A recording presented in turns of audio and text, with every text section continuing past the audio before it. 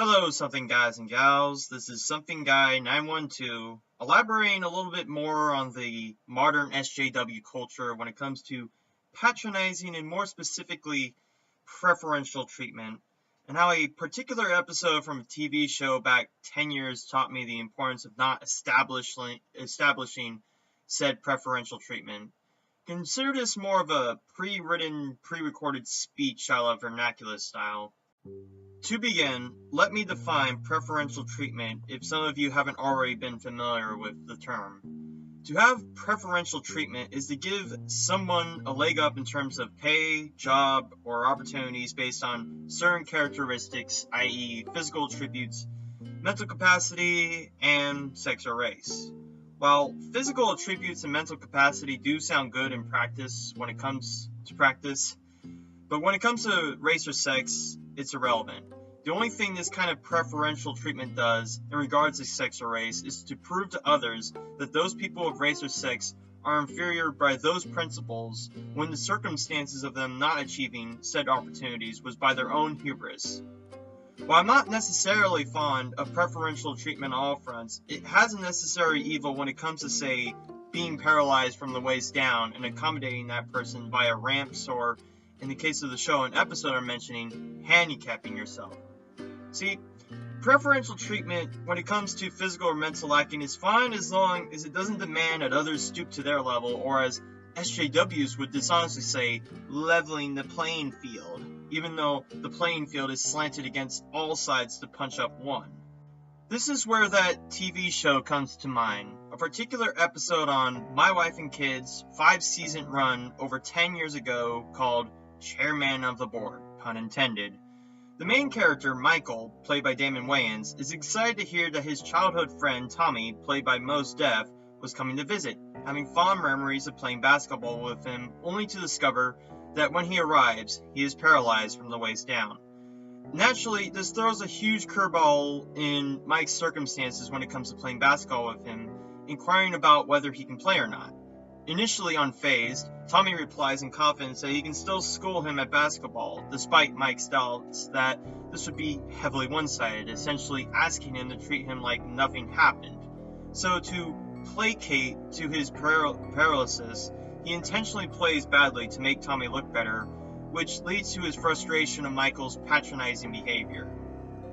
This was during a time when I was still learning life lessons in elementary and before this whole SJW nonsense that would insist that being patronizing to others based on characteristics either beyond their control or of which they cannot change was acceptable. And while that initial lesson didn't come to mind at that age, it resonates much more strongly in the recesses of my mind when I have to constantly hear about just hire women or let's give affirmative action to black people. As for the SJWs, this was a show with an almost all-black cast, so I must be the weird kind of racist to have watched and enjoyed a show of that demographic. Anywho, going on with the episode, Michael gets a sit-down with his wife Jay to figure out how to deal with a situation in which he wants to treat his friend with respect while not making it seem like as if he's unintentionally handicapping himself. It is here that Michael realizes that the only way to truly respect his peers is to look behind that veil and essentially treat his friend like he would if he weren't handicapped, and that unless his friend asks for the handicap in person, that he shouldn't assume that he needs one. After that, he goes back to apologize to his friend, in which yet another basketball match between the two ensue, both Mike and Tommy getting some good hoops over one another, ensuring to Mike that Tommy indeed can overcome his lack of mobility and give Michael a run for his money, even if the game ended at a dead tie. This is a character building trait for Mike, as well as the benefit of having a competing attitude in mind with the character of Tommy, whom despite his handicap, is not dismayed at playing against somebody with two functioning legs. Because, as Daniel Day-Lewis and There Will Be Blood would say, I have a competition in me. I want no one else to succeed. Preferential treatment is to the detriment of competition. Competition in others means that they will overcome their disabilities in order to see themselves victorious over their rivals, to rise above what they once thought would bring them down. Preferential treatment says to those striving to compete, you don't have to compete, you already won because of that crutch on your side, thus making the point of competition completely redundant and setting up a precedence there shouldn't be any reason to compete, lest you become prepared to call others who don't have a million trust falls behind you a racist or ableist or whatever. My wife and kids, as often as they had absurd moments in their 5-season runtime, understood how emotionally dishonest and patronizing it was to give a leg up to those who didn't ask for it and frankly don't want it in the first place. It spits in the name of preferential treatment by virtue, and to those who want it by principle, that unless asked for by your peers, should not be set up as a rule and only set up as an exception.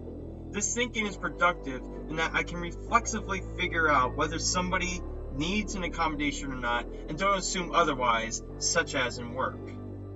One of our coworkers, for example, is extremely old and from a foreign country who also needs to take some medicine periodically to treat his low blood sugar. So as a result, we, including me, have to keep an eye out on him. If the circumstances worked in that he was able to hand himself without these setbacks, the method of which we would watch him over would be the same for everyone else, unless he indeed had a major setback that we would have to watch over. The idea is, don't assume the worst out of others. My wife and kids didn't assume the worst out of others as far as I can remember from watching it as a 12-year-old, and neither should you.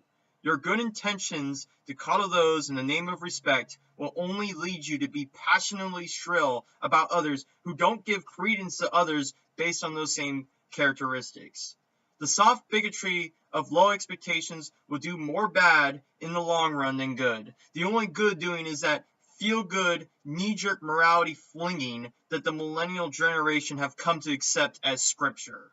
Let people prove themselves to you whether they are capable enough. Stop letting some predisposition of shoddy statistics or physical incapability stir you into this pleasing little dog begging for respect from everyone around you when it'll bite you in the ass when they take advantage of it, which, ironically, was one thing that Tommy did when he realized how much Michael was placating to his handicap. And that, ultimately, was what my wife and kids thinks of preferential treatment.